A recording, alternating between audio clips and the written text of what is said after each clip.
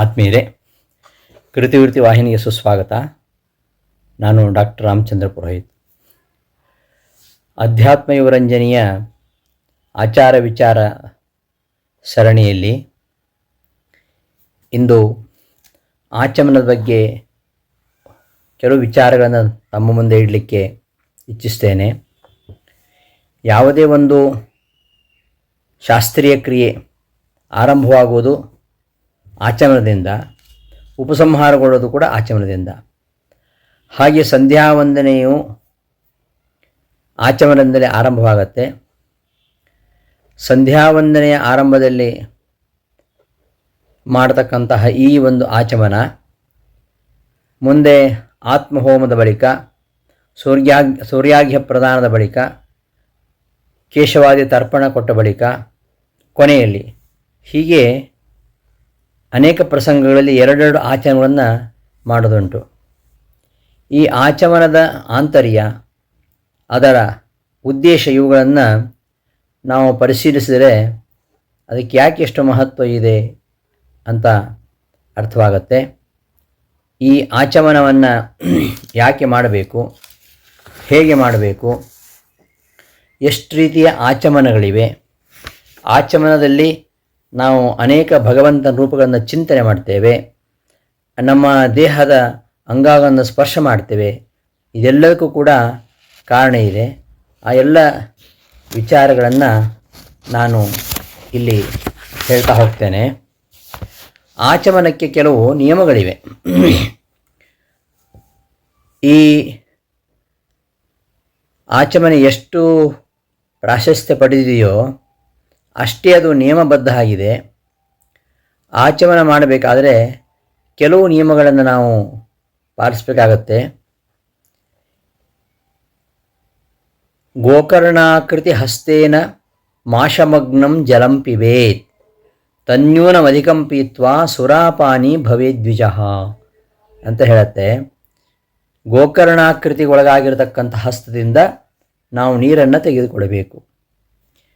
ಬಲಗೈಯ ಹೆಬ್ಬೆಟ್ಟಿನ ತುದಿಯನ್ನು ನಡುಬೆರಳಿನ ಮಧ್ಯದ ಗಂಟಿಗೆ ಅಂಗುಷ್ಠಾಗ್ರಂ ಸಮಾಕುಂಚ ಮಧ್ಯ ಪರ್ವಣಿ ಮಧ್ಯಮಾಲುಂಗುಲಿ ವಿಸ್ತಸ್ಯ ತದ್ಗೋಕರ್ಣಂ ಪ್ರಚಕ್ಷತೆ ಅಂತ ಹೇಳ್ತಾರೆ.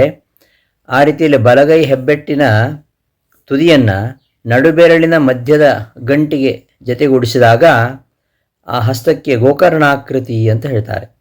ಇಂತಹ ಗೋಕರ್ಣಾಕೃತಿಗೊಳಗಾಗಿರತಕ್ಕಂಥ ಹಸ್ತದಿಂದ ನಾವು ನೀರನ್ನು ತೆಗೆದುಕೊಳ್ಳಬೇಕು. ಎಷ್ಟು ನೀರು ತೆಗೆದುಕೊಳ್ಬೇಕು ಅಂದರೆ, ಒಂದು ಮಾಷ ಮಜ್ಜನ ಮಾತ್ರಾಸ್ತು ಸಂಗೃಹ್ಯ ತ್ರಿಹಿ ಪಿಬೇದ್ ಅಪಹ ಅಂತ ಸ್ಮೃತಿಗಳು ಹೇಳ್ತವೆ.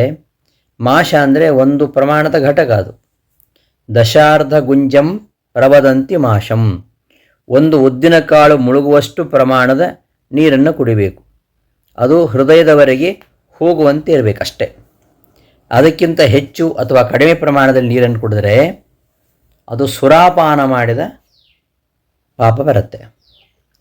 ಇನ್ನು ಆಚಮನ ಮಾಡಬೇಕಾದ್ರೆ ನಾವು ಬಳಸ್ತಕ್ಕಂಥ ನೀರು ಹೇಗಿರಬೇಕು? ಪಕ್ವಂ ಸಫೇನಂ ಕವಿಶಂ ಸುದುರ್ಗಂಧಂ ಸವುದ್ಬುಧಂ ಕೃಷ್ಣಂ ಸಮೃತ್ತಿಕಂ ಕ್ಷಾರಂ ತ್ಯಜೇದ್ ಆಚಮನೆ ಜಲಂ. ಆಚಮನಕ್ಕೆ ಇಂತಹ ನೀರನ್ನು ಬಳಸಬಾರದು. ಎಂತಹ ನೀರು ಅಂದರೆ, ಗುಳ್ಳೆಗಳಿಂದ ಕೂಡಿರತಕ್ಕಂತಹ ನೀರು, ನೊರೆಯಿಂದ ಕೂಡಿದಂತಹ ನೀರು, ಬಿಸಿ ನೀರು, ಉಪ್ಪು ನೀರು, ಕೆಟ್ಟ ಬಣ್ಣದ ಕೆಸರಿನ ನೀರು, ಕುಡಿದು ಉಳಿದ ನೀರು, ಇವುಗಳಿಂದ ಆಚಮನ ಮಾಡಬಾರದು. ಮತ್ತು ಉಗುರಿನ ಸ್ಪರ್ಶವಾಗಿದ್ದರೆ, ಕ್ರಿಮಿಗಳಿಂದ ಕೂಡಿದರೆ, ದೇವತೆಗಳ ಅಭಿಷೇಕಕ್ಕೆ ಬಳಸಿದಂತಹ ನೀರಾಗಿದ್ದರೆ ಅಂತಹ ನೀರಿನಿಂದ ಆಚಮನವನ್ನು ಮಾಡಬಾರದು ಅಂತ ಹೇಳ್ತಾರೆ. ಮತ್ತು ಈ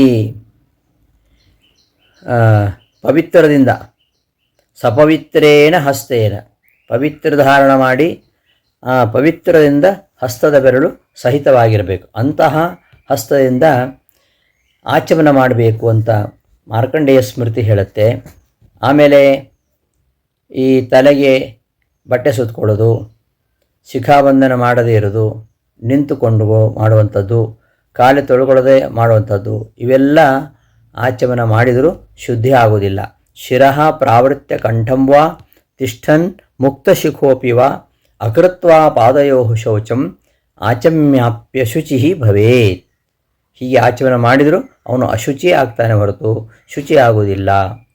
ಆಮೇಲೆ ನಿಂತುಕೊಂಡು ಮಲಮೂತ್ರ ವಿಸರ್ಜನೆ ಮಾಡ್ತಾ, ಹರಟೆ ಹೊಡಿತಾ, ಕೆಟ್ಟ ವ್ಯಕ್ತಿಗಳ ಮಾತನ್ನು ಕೇಳ್ತಾ, ಇನ್ನೊಬ್ಬರನ್ನು ಸ್ಪರ್ಶಿಕೊಂಡು ಎಲ್ಲೋ ನೋಡುತ್ತಾ, ದುಷ್ಟ ಪದಾರ್ಥಗಳನ್ನು ನೋಡುತ್ತಾ ಮಲಗಿಕೊಂಡು ಪಾದರಕ್ಷೆಯನ್ನು ಹಾಕ್ಕೊಂಡು, ಈ ರೀತಿ ಅಂಗಿ ಹಾಕ್ಕೊಂಡು ಮುಂಡಾಸು ಬಗೆದುಕೊಂಡು ಈ ರೀತಿಯ ಆಚಮನವನ್ನು ಮಾಡಬಾರ್ದು ಎಂಬುದಾಗಿ ಶಾಸ್ತ್ರ ಹೇಳುತ್ತೆ. ಆಮೇಲೆ ಪೂರ್ವಾಭಿಮುಖವಾಗಿಯೇ ಮಾಡಬೇಕು ಅಥವಾ ಉತ್ತರಾಭಿಮುಖವಾಗಿ ಮಾಡಬೇಕು. ಆಚಮನ ಮಾಡಬೇಕಾದ್ರೆ ಒಂದು ಪೂರ್ವಾಭಿಮುಖವಾಗಿರಬೇಕು, ಇಲ್ಲ ಉತ್ತರಾಭಿಮುಖವಾಗಿರಬೇಕು. ಆಗ ಅಮೃತಪಾನದ ಸೋಮಪಾನದ ಪುಣ್ಯ ಬರುತ್ತೆ. ಇದಕ್ಕೆ ವಿರುದ್ಧವಾಗಿ ಪಶ್ಚಿಮಾಭಿಮುಖವಾಗಿ ಮಾಡಿದರೆ, ದಕ್ಷಿಣಾಭಿಮುಖವಾಗಿ ಮಾಡಿದರೆ ರಕ್ತಪಾನ ನಡೆಸಿದಷ್ಟು ಪಾಪ ಬರುತ್ತೆ. ಪೂರ್ವೇ ಆಚಮ್ಯ ಅಮೃತಂ ಸೋಮಪಾನಂ ತಥೋತ್ತರೆ ಪಶ್ಚಿಮೇ ಪುನರಾಚಮ್ಯ ದಕ್ಷಿಣೇ ರುಧಿರಂ ಭವೇತ್ ಅಂತ ಹೇಳ್ತಾರೆ. ಮತ್ತು ನಾವು ಆಚಮನಕ್ಕೆ ಬಳಸ್ತಕ್ಕಂತಹ ಪಾತ್ರೆಗಳು, ಇವತ್ತೆಲ್ಲ ಸ್ಟೀಲ್ ಪಾತ್ರೆ ಬಹಳ ಬಳಸ್ತಾರೆ.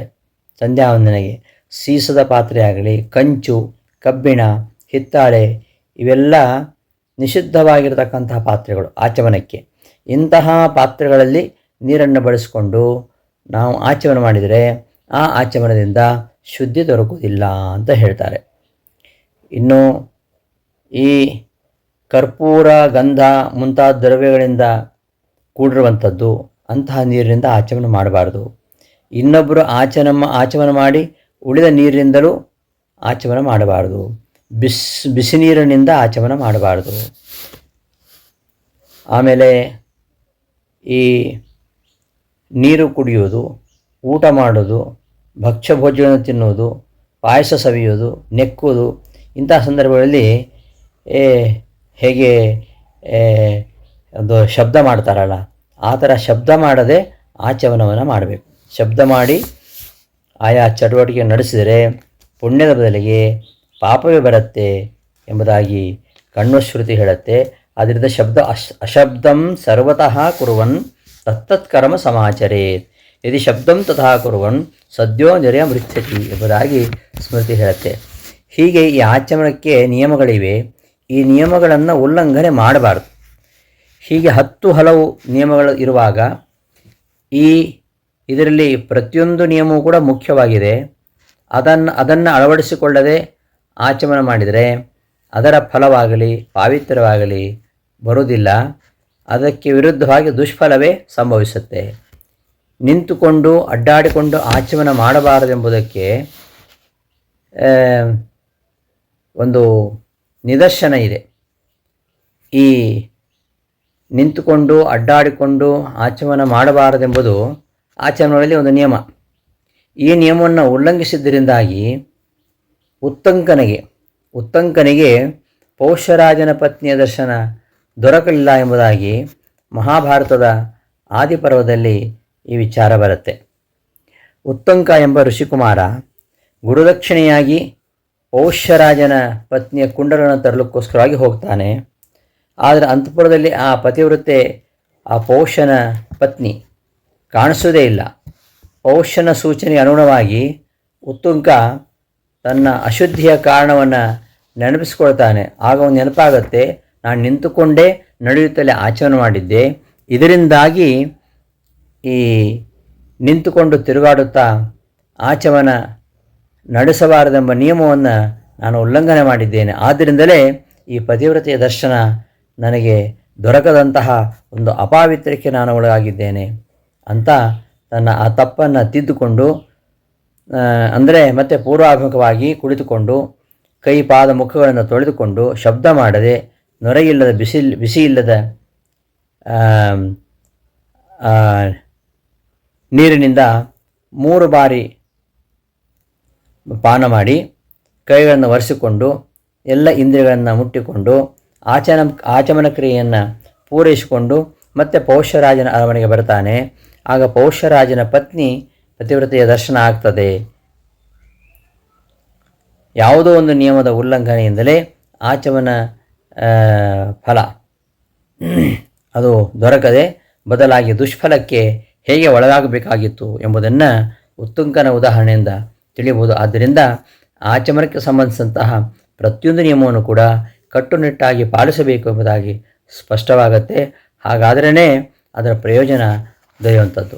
ಇಂತಹ ಆಚಮನ ಹೇಗೆ ಮಾಡಬೇಕು, ಎಷ್ಟು ಸಲ ಮಾಡಬೇಕು, ಮತ್ತು ಯಾವ ರೀತಿ ಆಚಮನ ಮಾಡಬಾರ್ದು, ಈ ಆಚಮನದ ಪ್ರಕಾರಗಳು ಷಡ್ವಿಧವಾಗಿರತಕ್ಕಂತಹ ಶುದ್ಧಂ, ಸ್ಮಾರ್ತಂ ತಥಾಚೈವ ಪೌರಾಣಂ ವೈದಿಕಂ ತಥಾ ತಾಂತ್ರಿಕಂ ಶ್ರೌತ ಸ್ಮಾರ್ತಂ ಚ ಷಡ್ವಿಧಂ ಶ್ರುತಿನೋದಿತಂ ಎಂಬುದಾಗಿ ಆಚಮನದ ಪ್ರಭೇದಗಳನ್ನು ಹೇಳ್ತಾರೆ. ಅಂತಹ ಆಚಮನದ ಪ್ರಭೇದಗಳು ಮತ್ತು ಆಚಮನ ಮಾಡಬೇಕಾದಾಗ ಆ ಪರಮಾತ್ಮನ ರೂಪಗಳನ್ನು ಚಿಂತನೆ ಮಾಡುವಂಥದ್ದು ಮತ್ತು ನಮ್ಮ ದೇಹದ ಅಂಗಾಂಗವನ್ನು ಸ್ಪರ್ಶ ಮಾಡುವಂಥದ್ದು ಇದೆಲ್ಲ ಯಾಕೆ, ಅದನ್ನು ನಾವು ಮುಂದಿನ ಸಂಚಿಕೆಯಲ್ಲಿ ನೋಡೋಣ ಅಂತ ಹೇಳ್ತಾ ಇಷ್ಟು ಆಚಮನದ ಬಗ್ಗೆ ಈ ವಿಷಯಗಳನ್ನು ತಮ್ಮ ಮುಂದೆ ಪ್ರಸ್ತುತಪಡಿಸಿದ್ದೇನೆ. ಧನ್ಯವಾದಗಳು.